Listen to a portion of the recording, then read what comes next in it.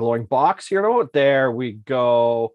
Yeah, now we're hitting it on YouTube. Hey, MCC Virtual Business Box Lunch, April 8th of 2022 edition. Class warfare, good idea or great idea? That's been a running theme for the last 3 weeks. And no, we won't be discussing class warfare. As always, I am normally the savage in business, but today a 1% business needs a 1% attitude, which may include an axe in the coming days and weeks and months. Of course, I am your host, Mitch Camage. I am joined by one of my two brothers from other mothers, Mr. Paul Falkowski. He's at the bottom of my screen. And our queen of battle, Lorette Lee, is with us as always. Now, as the rest of the syndicate family decides to pop in and join, we will see them here shortly. Otherwise, it might be a smaller, more intimate group, but that's okay. We'll bring the heat as always. Now, what is the Virtual Business Box Lunch? We talk about the week that was in business, things that are really important to you, your business, whether it's little, whether it's big, and from a local, regional, national, international, and worldwide stage on what could be important for your business. I'm going to take a moment to do some button pushing on the back end. I'm going to turn the floor over to Paul and Lorette. They can introduce themselves. And of course, my good friend here who helps me decide to persuade other people to do things that I want them to do. Paul, the floor is yours. Keep them busy for a moment. Jeez, that looks like a new axe. Jeez.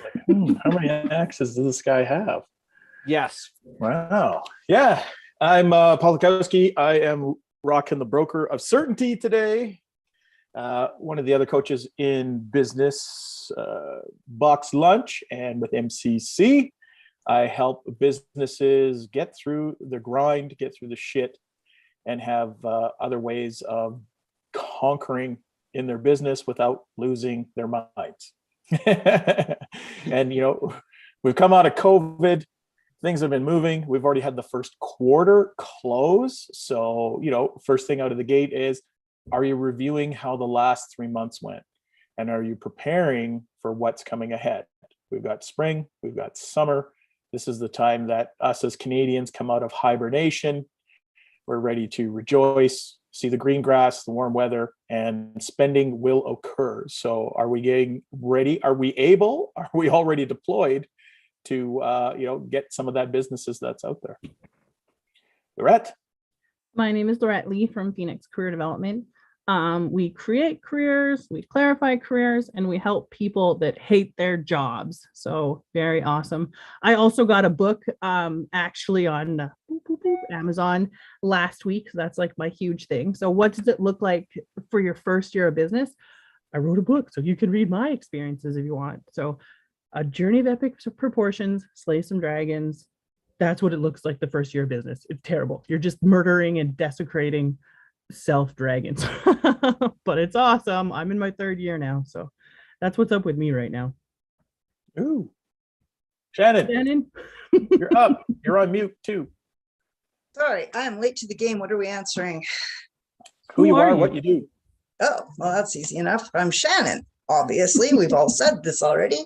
I am a virtual assistant, but we do not sell services specifically. We sell time. We help you scale business, and we help you advance your career by providing full wraparound back of house services to give you more time back. Outstanding. All right. Paul hit it on the head. It's going to be the first thing that we wade into to start with. And we are coming in at 9 months on the clock since Virtual Business Box Lunch started. Can you believe that? We've been coming at this since June last year, and here we are in April. Wow. Like, that is extraordinary. So with that, that's right. That's well worth a heart, Lorette. That is absolutely worth a heart. But to be able to do this on a regular basis, we have to have stuff to talk about. And that stuff is business and what's going on week in and week out. And every quarter, absolutely every quarter, we need to address what? Where we are in space, time and space, right? It is the quarter. We've just started Q2. How did Q1 go for you? What happened in Q1? What were the things that you learned that were different, that were the same? I can say from a personal experience for a moment, and I'm going to start to get the panel's impression about what they thought of Q1 in 2022. And then more importantly, what they noted that changed and things that you should pay attention to next. But I'll tell you something interesting that happened in my business is that 2 years ago, 2.5 weeks ago, is when COVID kicked in. when the pandemic started to come home for us. And now we think more often about, let's say, the price of gas, the price of milk, or the war in Ukraine. COVID hasn't gone anywhere. But what's interesting to notice 2 years later is that some of the same symptoms are there. There are people right now that are struggling with cash. There are people that, while it seems like they're able to sell, they're not able to collect. That's tough. That's tight. We had this big watershed moment, this big rush. Now, if you don't remember November, December 2019, because of the collective psychic shock and trauma when COVID hit the middle of March, in January and February, our economy in late 2019 and coming into 2020 was good. It was really good. There was lots of business to be had. There was money flying around. There was lots of stuff shaking. It was a really good spot to be in. Money was actually getting easier to find. It was getting easier to borrow. It was getting easier to do lots of things. If you were diligent, you paid attention, you were going to get paid. Business was going to be good. And then March hit, and by that weekend, that second weekend in March, everything went sideways on us in a hurry. I'm watching some of the same symptoms happening right now, which is, while lots of people are still moving at the moment, there's not a lot of this. Oh, that's not true. Everybody's getting paid. No, they aren't. No, they aren't. And you've been hearing us talk about this in September and October, is that our AR runway, the amount of accounts receivable, the amount of money we have out in the marketplace, is actually growing. The amount that's getting paid is shrinking. And the time between when we get paid and when that stuff starts to default, starts to get tougher to collect on, is starting to grow. It's starting to get harder to come by that money. But we are seeing an uptick in people trying to do business. We just find it really tough to touch the money itself. So as we're going into Q2, that's an awful lot of monologue for me to open it up. What are things that you've noted, one or two things that really stood out to you, good or bad, that's okay, as Q1 rolled through here to start the new year? And what's something that you're going to be personally paying attention to, maybe for your own business, just something that you notice that you gotta keep your eye on as we go into and navigate Q2 of 2022, because we're screaming towards halfway through the year. So something good or bad, one or two things that you've noticed so far coming into this period, and something you're going to be paying strong attention to as we move forward in Q2 of 2022. Fuck, that's a lot of twos. Oh, by the way, we checked the box, so it's okay to say bad words occasionally, like fuck and shit, but we don't have to put them in there all the time, right? But just know you don't have to filter yourself so badly. Panel, what we got? Short-term cash crunch. You know, there's a lot of contracts that are being signed, a lot of things that are being done, you know, a month out, 2 months out, or, you know, the collection is, the money's coming.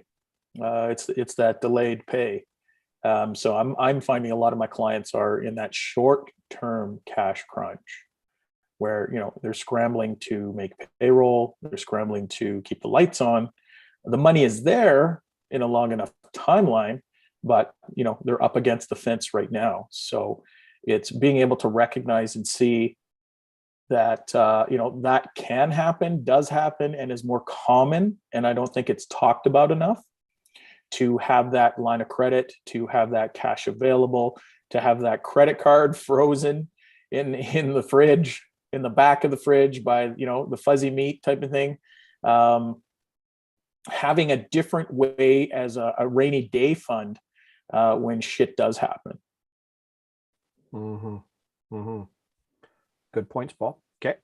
Shannon, what you think? I think my computer should learn how to unmute when I click on it. So a lot of people know, like, my previous life, and we do have a media side to our business. And so I've had a lot of people coming to me going, oh, when are you going to start rebooting those events you used to do and everything? And it looked like we were in a really great sphere for it. But there's this lag time that we're experiencing right now. There's a lot of business opportunity and we have seen business growth, but there's so many companies and businesses and that are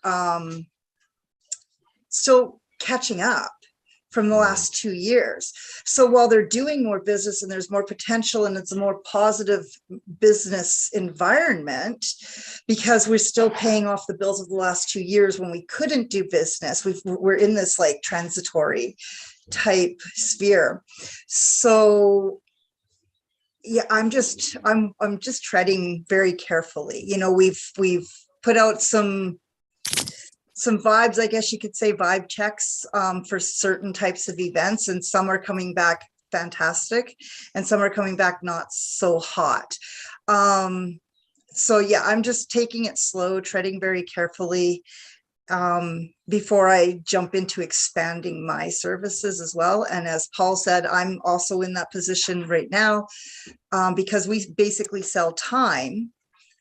We get paid up front. So if the people don't have it to pay up front, it's not going into my bank account.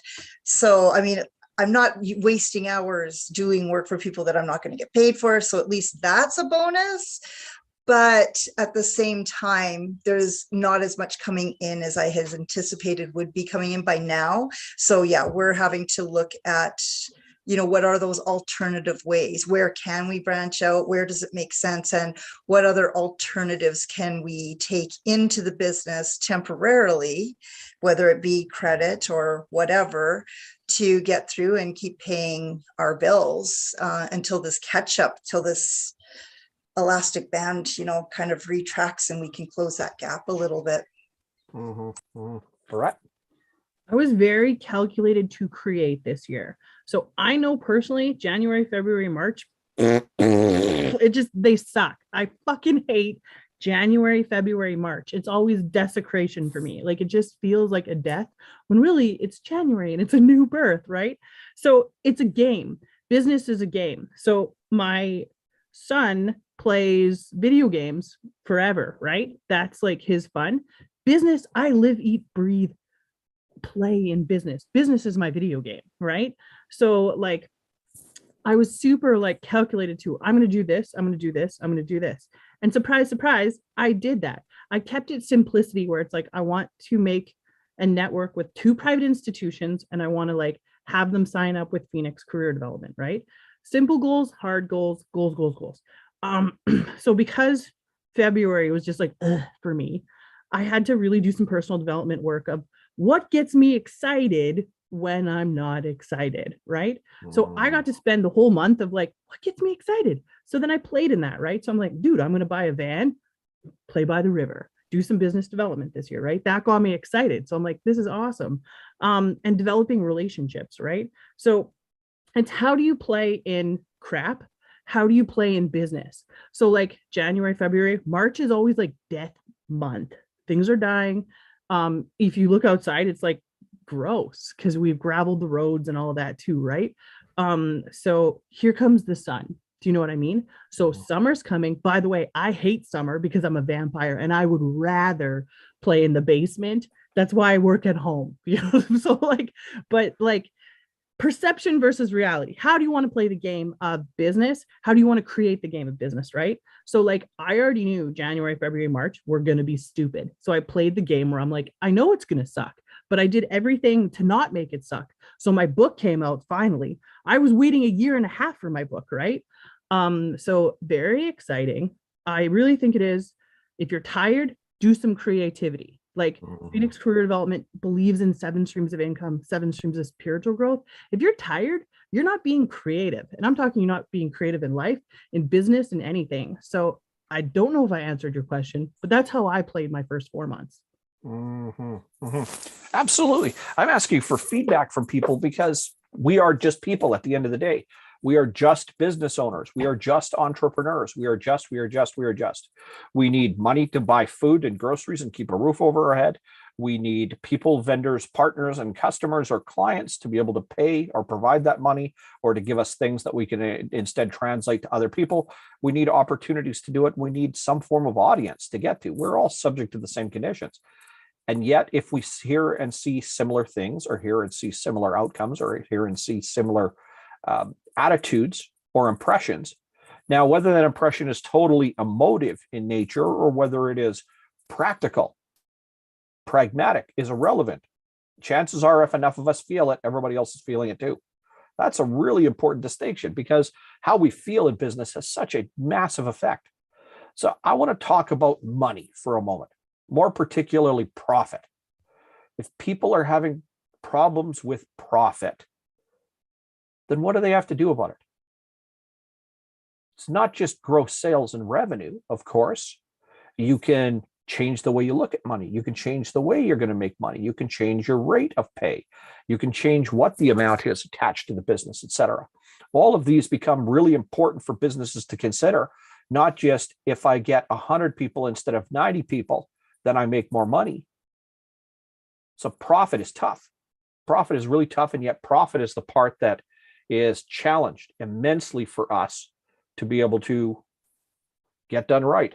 So what is profit, and what do people have to pay attention to when it comes to profit if we're having such money troubles at the moment?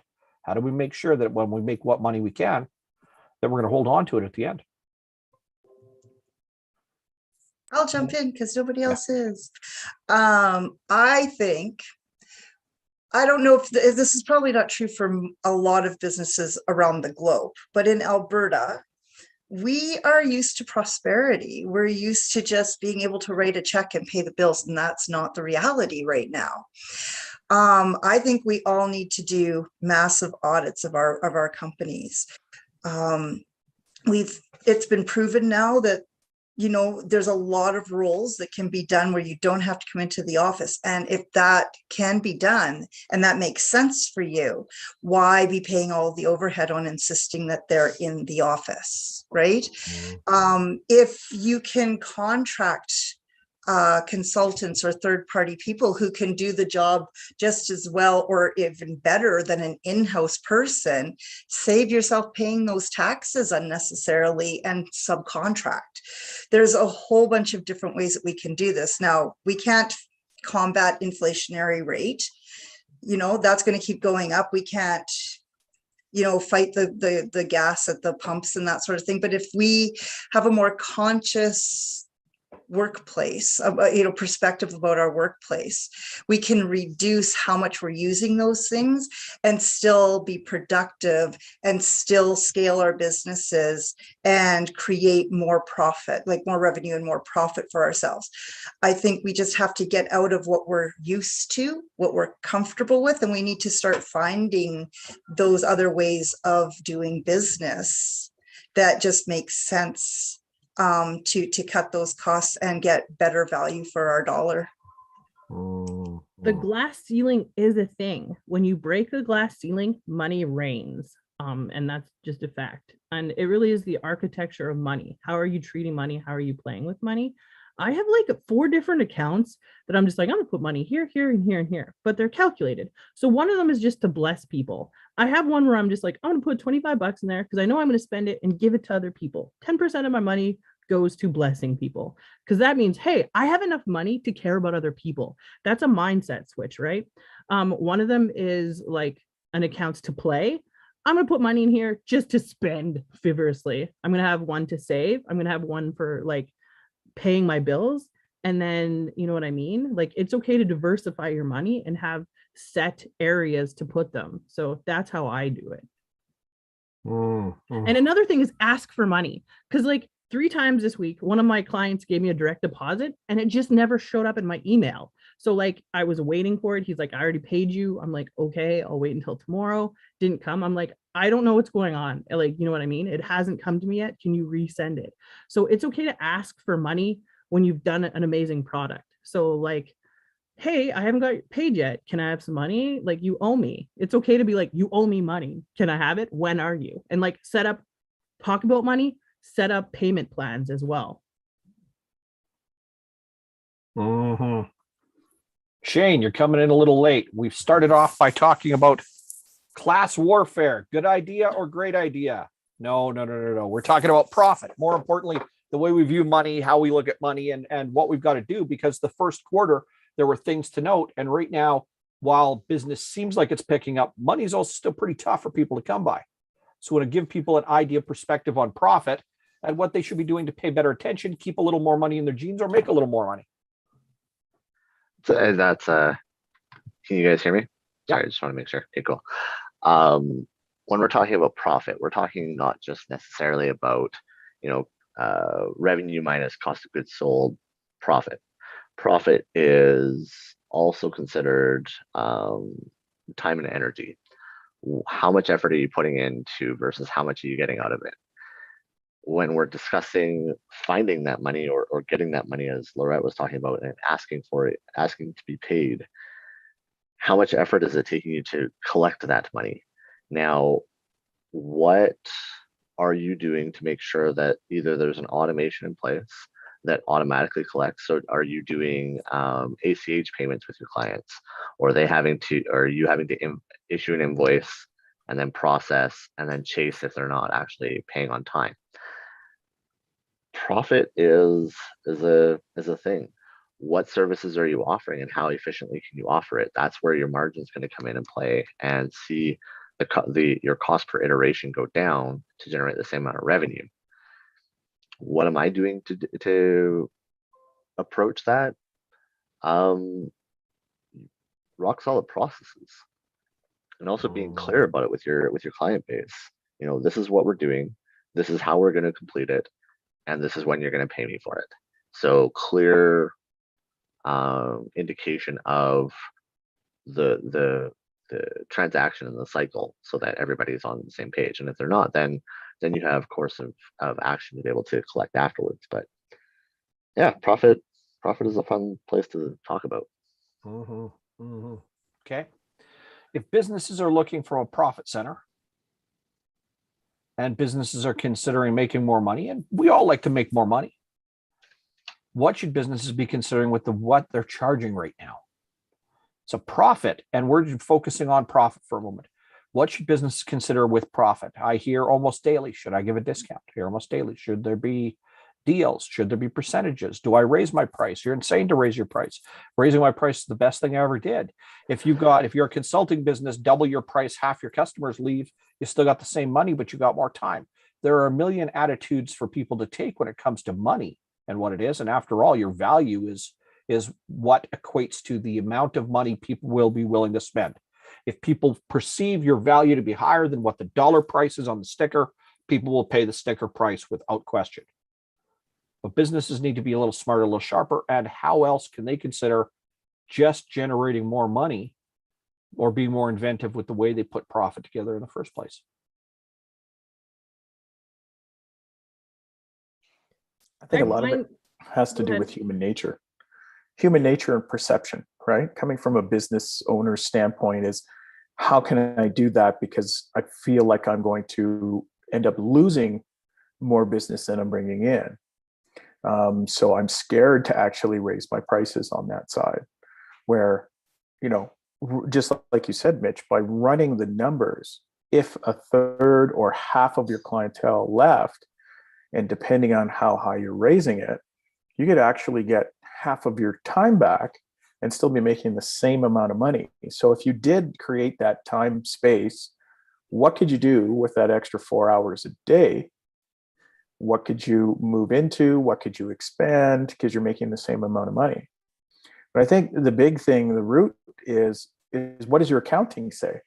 And I'm not talking about your tax accounting. I'm talking about your business accounting. What is your business accounting actually saying in those numbers? What picture is it painting?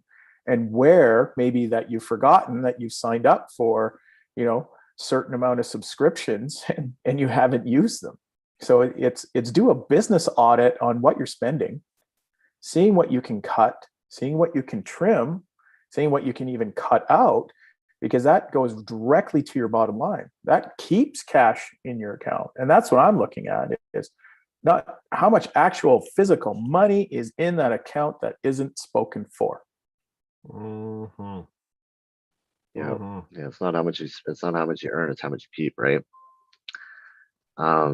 Something that has been on my mind over the last, I would say, couple months anyways, this quarter for sure, what it has been, what is the function of your business? What is the end result of what are you trying to achieve with your business? Are you literally trying to grow your business, or are you just trying to create comfort for yourself? Because those aren't mutually exclusive of each other, and they're also not tied to each other. As growth occurs, it's uncomfortable, you're having to make changes, or you're having to live within what you've already designed and act on it. What are you looking for time? Are you making enough money, but now you just want more time? because those are two very important things. Money is obviously very important. It makes sure that we can keep a roof over our head, food in our mouths, take care of our family, take care of our creature comforts. But time is also something to really be cognizant of. There's a lot of owners, especially in the small business space, burnout is crazy high. So Mhm. are you actually seeking growth, or are you actually trying to seek more time for yourself and design your business where it's actually achieving that? So be very aware of what you're trying to actually do with your life and with your business, so that it acts on your internal desires and goals. Mhm. I'm Mhm. fortunate because I can have a very unique perspective, and there's a very small niche market that can have this perspective. My pricing is based on my experience and the quality of work that one can expect. I already know that by hiring me, you're saving money. I already know that by hiring me, you're getting time back. So I've already crossed those two off. Those are the two main considerations, and I've already looked after those simply by the way that I present the services that I provide to people. So I'm fortunate that I can focus on quality and customer experience. I would not at this moment, I definitely would not think of hiring my prices, but I'm not even considering lowering them either. I'm already within range. I depending on what you purchase, I'm either your average or a little bit higher, depending.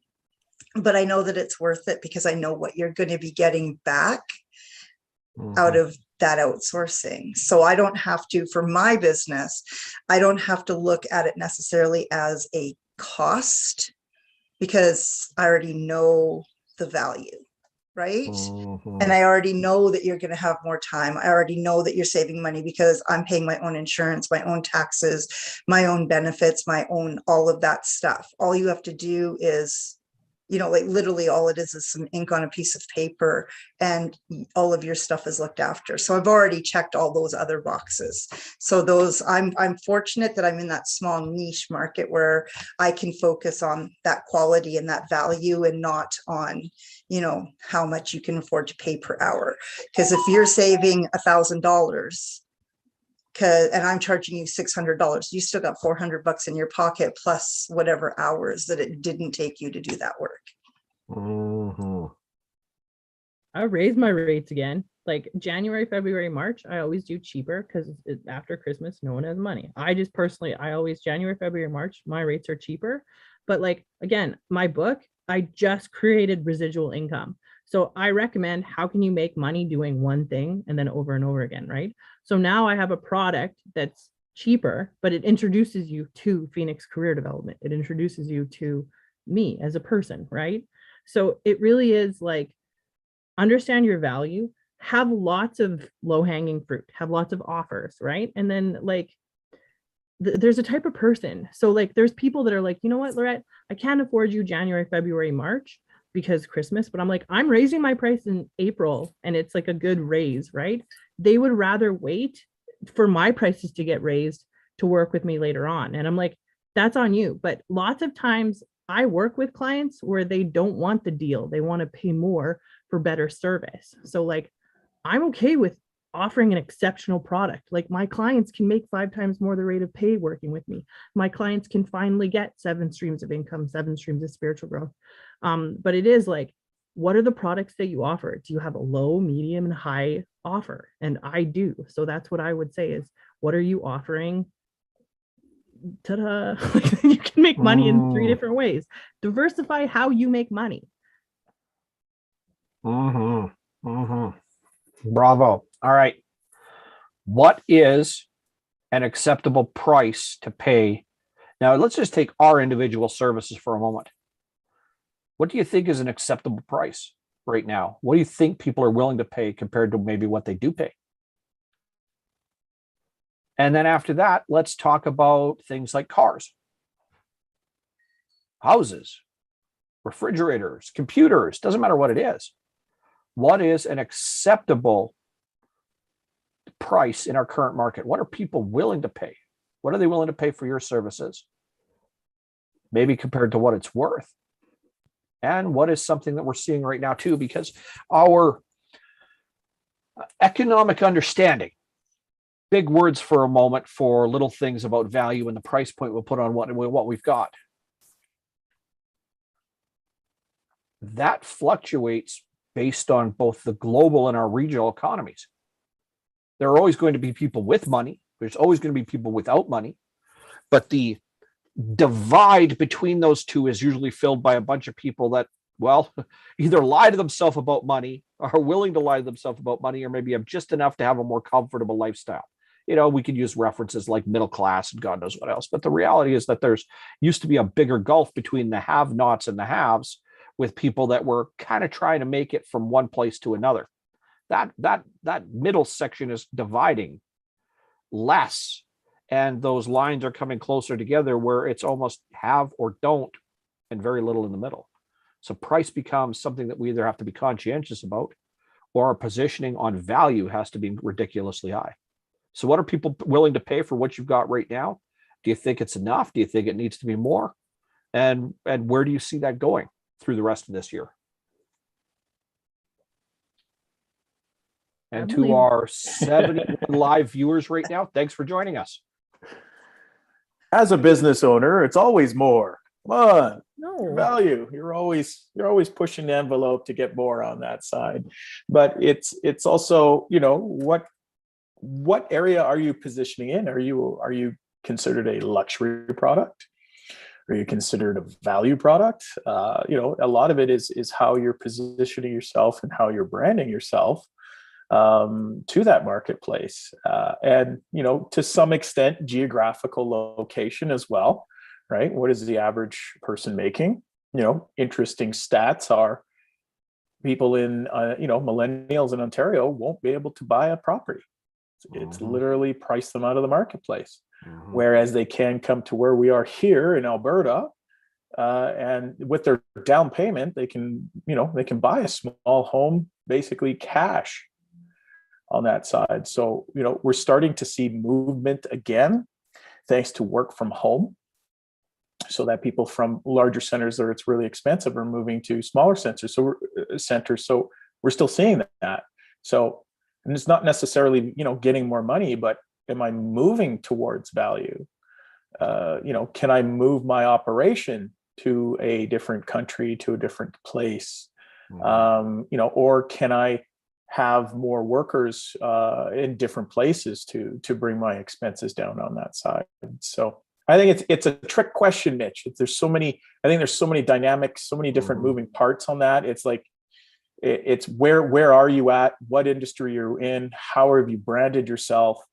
What is the potential? And then what are your competitors doing on that side as well, right? So yeah, I'd love to have more, always. I agree with you, Paul. It is a trick question, because here's the anomaly that's happening in my business. My smallest package is my highest rate per hour. It's $35 an hour. My lowest package is the most hours, and it's based on $22 an hour. But the scale comes in on the $22 an hour package is over $2,000. And my smallest package based on $35 an hour is a 10-hour package. I have way more people buying that 10-hour package, doing little 10-hour increments, playing it safe, than I do just having them dive in to get the more for less, right?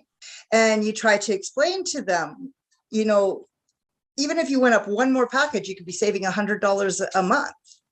But they stay at that 10 hours because, what if we run out of work for you to do? Then we haven't overpaid. Well, but I never discontinue your hours, right? Like if you've got hours on the book, you've got hours on the book.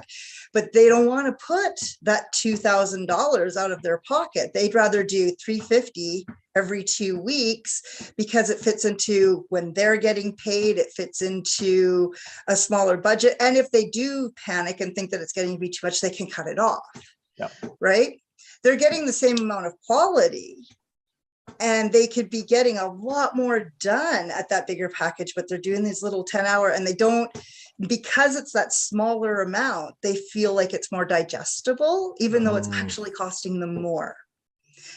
So it's this weird little thing that's happening right now. And I'm trying to educate people and say, like, just go up to the 20-hour package. It's going to save you $100 next month. And I'm trying to get that education out there. But this is what I'm seeing right now. People are still skeptical and still hesitant. And so the smaller numbers look better, even though it's actually costing them more in the long run.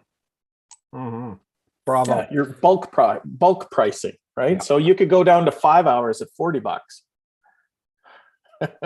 So I work with like emerging entrepreneurs. They just started, like they just registered their business today. And they're like, oh, we do custom for the client. I'm like, no, you need to set the price. It's your company. You're responsible for setting the price.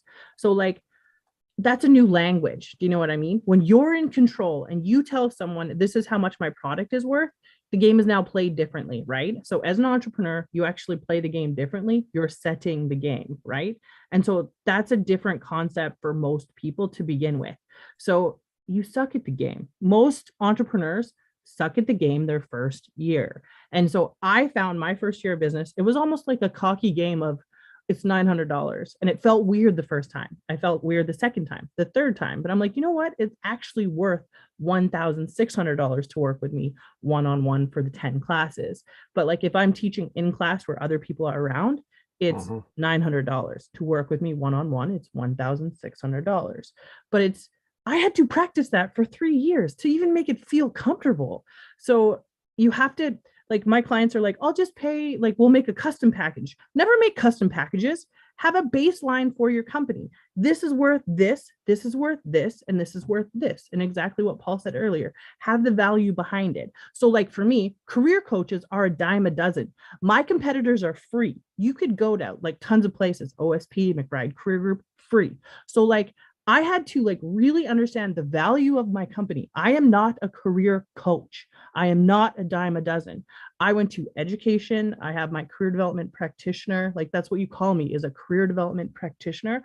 I am not a career coach. So even understanding your value and to have set prices and then to play with those set prices, it's practice. You will suck at telling people, but like, that's my biggest concern is I know people are going to start companies and I know they're going to fail, right? We already know like a huge amount of them fail. So my thing is set packages, be cocky enough to be like, this is my value and play with that. And if you're not okay, like I had mine for like $1,600. I didn't feel comfortable enough. So I'm like, let's go down to 900 while I work with people one-on-one again. So I can understand and get people that like get the feedback of my clients, right? So now I have great client whatever you call reviews. So my clients are like, I make 5 times more my rate of pay. So that when I sell my services, I can be like, this is what happens when you work for me. I didn't have that 2 years ago, 3 years ago. So it really is a game of value. And it is a game of you set the game. It's your responsibility as an entrepreneur to be like, this is my value. And honestly, if people respect you, they respect what you do, they'll pay it. Because a lot of people have no idea what I do, so they won't pay me. I get it. My competitors, free. So if you want to go play free, go play free. But if you want quality, you come to me. That's the distinction that I play with. Hey, panel, a distinction note before Shane jumps in. For everybody that's on here, wave for a moment and say hi to our guests because we have just about 200 live people watching with us right now. Oh, so to everybody that's out there, just wave, say hi. Thanks for coming and joining us today. If you got to drop comments or notes, don't hesitate in the chat. We're live and up right now. Shane, money, what you got? I'd like to counterpoint against Lorette, actually. That's fair. When you're talking about value versus price, there are two separate things. Just to kind of share against the free versus paid version, there's a ton of quality in free, and it shouldn't be discounted that if you're not paying for it, it doesn't have value or quality. I've been there. I'm just yeah, and I for me, value and money and price, a bit of an imposter syndrome for new entrepreneurs where they see what the market can make, but they want to, try and separate themselves from the competition. So they go a little bit cheaper. And that's okay to start your feet a little bit in a cheaper marketplace, targeting the ones that find that the value of what they're paying for isn't there. But maybe if they pay a little bit less money, then they're able to, stomach the price of it. I think the biggest place that we can provide an amazing value is an education and a collaboration front. You're right. We shouldn't create, there's everyone on here is a service-based business. We're all service based. There's no product based companies that are currently on this panel, which is interesting. So when we're talking about service, there has to be an education component to it. There has to be a way to show that when you do this, you get that, or when I do this for you, you get that. And the education path that a prospect and a client takes is valuable, both to the prospect, but also to us, because it really shows how fast we can go from ideation to implementation of the prospect lifecycle. And so we implant the idea that we have this solution for you. How fast does it take to go from hello, nice to meet you, to hey, thank you for doing business with me, we really appreciate it? And almost all of it is education, because we expect our prospects to know very little about us, and we have to go through a very fast rapport building so that they can trust us to even hear about what we're saying. That whole process costs something. Right now it costs time. That time is associated to money, and our sales efforts and our marketing efforts need to attract the right type of people that want to pay for being educated. And whether you're in marketing, or you're in virtual services, or you're in career development, or you're in fractional CTO, CIO services like myself, how fast you can create an education path that they can understand and assimilate is how fast you're going to be able to make money. And in terms of the price point to market, you're right, you do set that price point, but the market will correct you either positively or negatively. And it's up to you to then educate why you're worth that value if they negatively corrected you, or ride the train and see where that price cap is for you if they're responding positively to you. Well, and honestly, within my programming, I only talked about the theory. The practice is more money, because you have to have the theory of career development, and then you need to practice the career development. So I only talked about my low-hanging fruit. And so, you know what I mean? I agree with you completely, but it's okay to have packages of small, medium, high. So I'm okay with my high package. I'm okay with my medium package. I'm okay with my low-hanging fruit. And then as well, I have a book that's $3. So if you want to know more about Phoenix career development, buy the book, right? So it's offer. And I offer free classes. What is career development is free. It's set at a certain time, right? So I'm agreeing with you, Shane. Yeah. And I know we're not totally off base from what you're saying, but I felt that there was not quite enough distinction in our audience, whoever's going to be viewing this, right? We want to make sure that, we're not saying that what you offer is free is crap. Yeah. And that, I just want people to be cocky enough to be like, give me money. You know what I mean? Ask for money. If you it's the value of money, right? How cocky are you enough to ask for money? If I'm That's being where I was completely going. transparent, I charge $250 an hour for my services. Yeah. There's many companies out there that are like, yeah, that's totally cool. And there's many more that are like, yeah, not a hope in hell. But that's okay. If you're coming from as a consumer of our services, if you're coming from a price perspective, we're not targeting you in the right way, where we're having a conversation. We shouldn't be having a conversation about money first.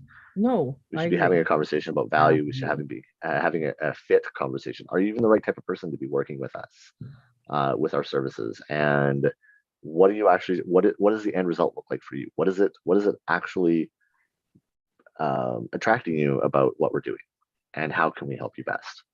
So yeah. Well, how can I help you? That's what business is, helping. So Q2, Q3, Q4. What should people be doing about their price? Should they stay at the chain? Should it stay the same? Build a better value proposition, get better talking to the customers? Should they look at adjusting it lower to match what might be the actual cash value that's available? You got to go, Shane? Yeah, go get it, brother. So me and Shannon are working together, right? We're going to collaborate and teach 2 different classes within our ride or dies, like within our certain. So we're going to hit price points, right? We've talked about that. And we were like, how are we going to charge this? Well, we're not going to charge over $100 because we've never done it before. But like, if people want to come and learn about LinkedIn, and if they want to learn about unique selling point, how are we going to do it, right? So it was a collaboration of each of us. It was less than $100, but it's not more, it's more than 50, right? So that's how we decided. We don't know if people are actually going to show up or not, but like, we're going to market it and sell it. But like, that's just another low hanging fruit that we're working on. So like, prices fluctuate. You play with them. Like, when you set the game, there is no right or wrong answer. I guess that's where I'm coming right now.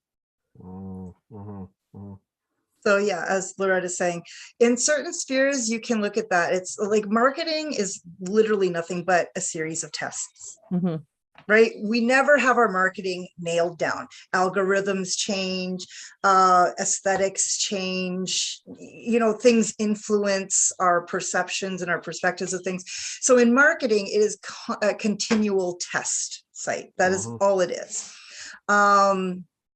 And so in those realms, yeah, in the event realm, obviously, there's so many things to be considered. You know, is this the type of event people are looking for? What are people willing to pay? And sometimes you do have to adjust that. Sometimes you can't, though. Sometimes you've chosen a venue hoping, you know, thinking that you were going to have this thing, even though you've done your SWOT analysis and you've got to cover your overhead costs. And now all of a sudden, nobody wants to pay $60, $70 for a ticket to attend. In those realms, yes, those adjustments need to be made. In the marketing realms, those things need to be, even adjusting how much you're willing to pay for an ad spend, right? That stuff is fluid. When it comes to the actual services that you provide, my advice to business owners right now would be to hold tight. Don't make any major drastic decisions. As I said, we're in this major transition where we're trying to catch up from the newfound business opportunities happening compared to the catching up we're having to do from the last 2 years. I wouldn't necessarily recommend going out and increasing your costs right away because you're trying to pay off those bills. But I think if you just hold tight, like just stay steady and continue to produce what you're producing, continue to have good customer experience, we're going to catch up. It might take a couple of months. It might take a few, 3-4 months, but it's going to catch up. And at that point in time, we can look at, okay, now what is this worth in this current marketplace? But don't go undervaluing. Don't panic. Don't have a knee-jerk reaction and go, oh, the only way we're going to get businesses is to lower our costs. Because what's going to happen is you're going to get all those low-quality people that you were trying to not work with before. They're going to see it and go, oh, well, now you're affordable, because they've never seen the true value in what you're doing in the first place. And now you're going to, this is probably why we have such an AR crisis right now. It's because people probably started going out and undercutting their own industry, their own marketplace, their own business by just taking every Tom, Dick, and Harry that came through the door because it looked like money. And now those Tom, Dicks, and Harrys aren't paying their bills. So stay steady. Just be patient. The catch up is going to happen.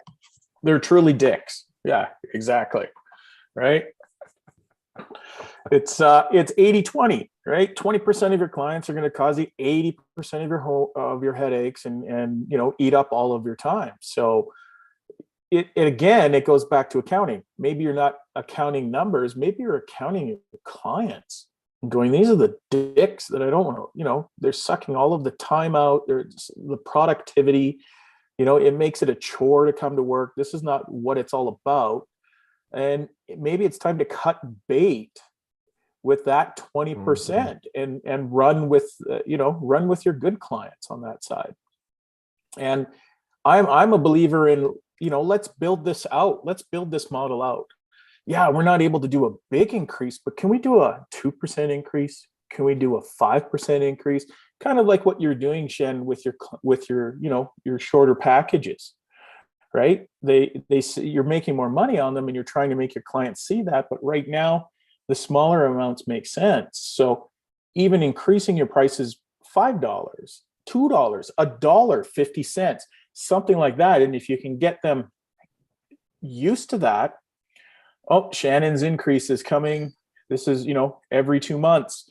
She has $1 increase or 50 cents. You're making it very palatable, but you're also not, your profits aren't getting eaten by rising inflation or rising expenses. So you can do a gradual stay ahead with it on that side. I like that rather than doing the big jump, right? It's the shock factor to the heart. Oh my God, that was a huge increase. But if it's smaller ones, it's a lot more easy to handle. And you're as clients, as human beings, as human behavior, it's easier when there's small amounts like that. Mm-hmm. Mm-hmm. All right. Class warfare, good idea or great idea? Sorry, I just got to keep bringing that up. Ever since it came up a month ago, audience, understand, it has been an inside joke for our panel ever since. So it has to come up at least 3 or 4 times every time we do our VBBBL on a Friday afternoon. So we're here right now. It's both uglier and prettier outside. People are going to pay better attention to their money, yes or no. They might have to adjust, but they also have to look at who they're doing business with as well. Final thought for today, what you are doing for the next 90 days. Q2 comes to the end of it. Where are you going to be at?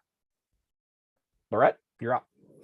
Calculated to create. I'm responsible for building my empire. I'm going to build my empire, period. Shan? Right now, we're focusing on strategic partnerships. We're about efficiency. So we're working toward taking on another 5 clients through our white label services where they expand their services and then subcontract us. That way we're not the ones having to run around finding all of the business, but there's still, and everybody makes money off of it. So we're all winning. So that's the number one focus. Again, like I said, I'm watching the event sphere. I've got a lot of offers on the table, but treading slowly, going to keep testing that, going to keep the messaging going out to get that feedback to see what's good to go when it's good to go. And just continue networking. Now that we can get face to face with people, sales are getting to be a little bit easier. I've finished developing our revised business plan, creating the 1-page info sheet on that so that we can target. And I'm going after all of the high level people in my contact database to get them on board as mentors, to gain their insights and to access their networks. And so far, so good. So far, everybody's on board. They love the idea of where we're going with this. So fantastic. Paul? Complementary services. Bringing that in line. So, I got a guy, I got a gal, I got a couple of gals right here, that I like to refer to, and, being able to do affiliate fees back and forth, right? Let's help each other build our businesses together on that side. Sales push. It's a sales push. It's springtime. Everybody's excited. Yay. So let's get out there and do that extra sales push.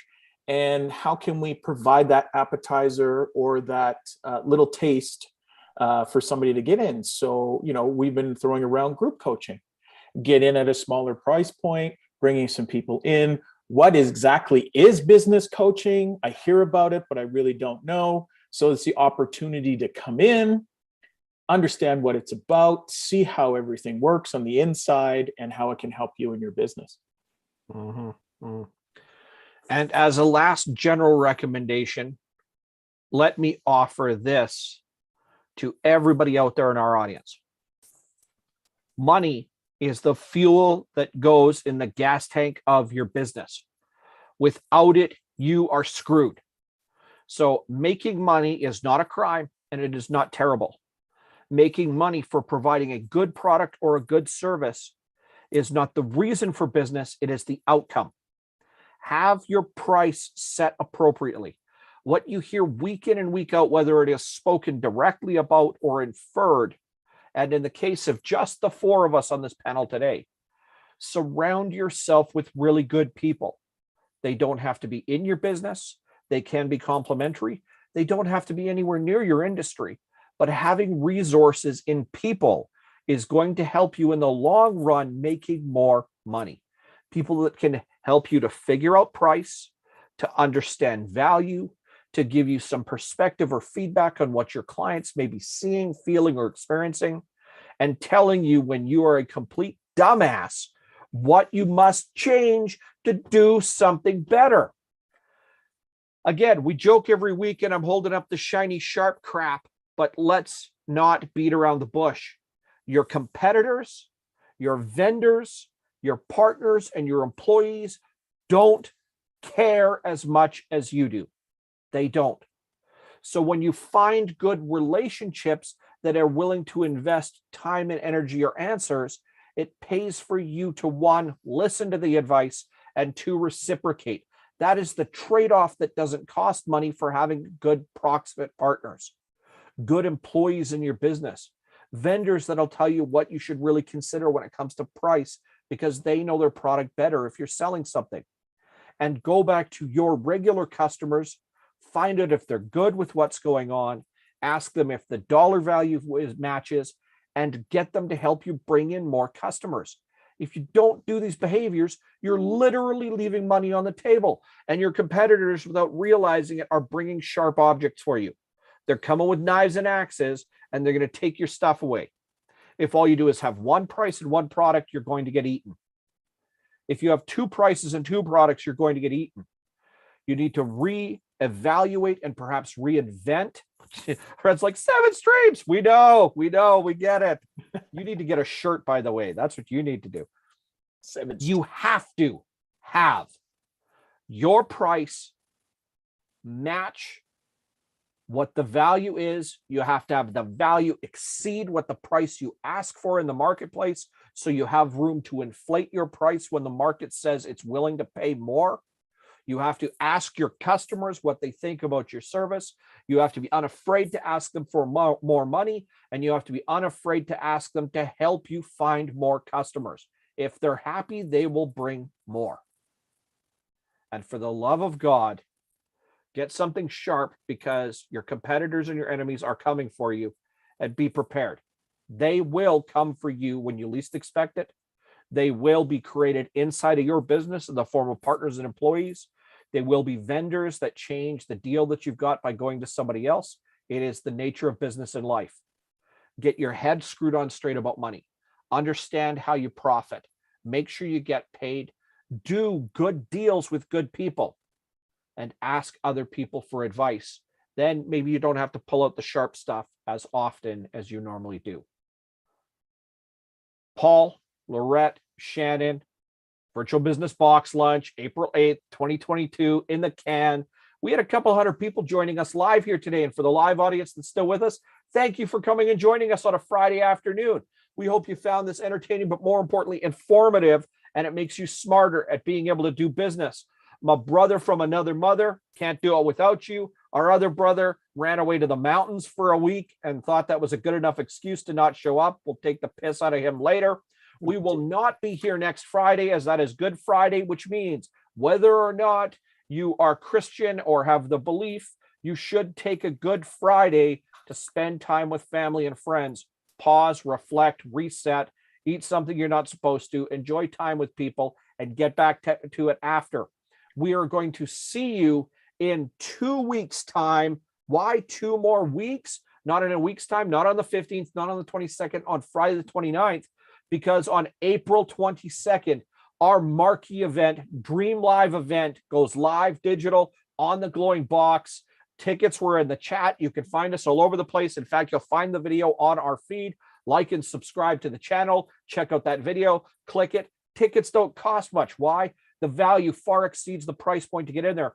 And we have brought 12 of the smartest people in their areas of expertise: offshore banking, finance and investment, marketing, cryptocurrency, everything that you can think of that you need for a more fantastic life, more fantastic wealth, and of course, a fantastic business. We're bringing to you in short, sharp chunks, 4 hours, 12 speakers, and we're bringing the heat. So get your ticket. Thanks for joining us today. We will see you at Dream Live event, and we'll see you on the 29th for the Virtual Business Box lunch. As always, today I am the 1% business dude with the 1% attitude, and that means come with sharp objects because nobody else cares, and it's up to you to protect what you've got. Have a fantastic day.